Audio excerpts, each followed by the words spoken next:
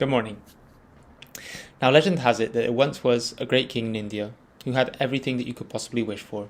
He had all the material possessions in the world, he had all the material pleasures in the world, but obviously with all of this stuff, he was bored to death.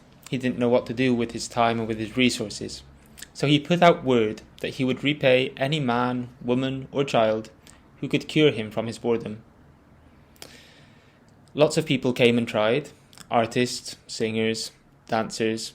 Nothing seemed to work, nothing impressed this king, until one man named Sisa appeared. Sisa brought a game that the king had never seen before. Legend says this was the game of chess. He showed him all the rules of chess and all the complex connections that it could have, and the king was vastly impressed. Finally, something that could entertain him and that could keep his mind busy day after day. He was so grateful that he wanted to repay Sisa in any way that he wanted, but Sisa was a very clever man. Sisa asked the king to repay him in the following way. He asked him to put 1 grain of rice on the first square of the chessboard. He then asked him to double that amount, so to put 2 grains of rice on the second square of the chessboard.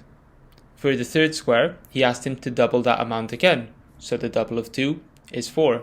So he wanted 4 grains of rice on the third square of the chessboard. He wanted to carry on that way so that every time that he moved from one square to the next in the chessboard, he would double the amount of grains of rice from the previous square. Now my question to you is, how clever was Sisa? Was the king ever able to repay him? How many grains of rice did he need?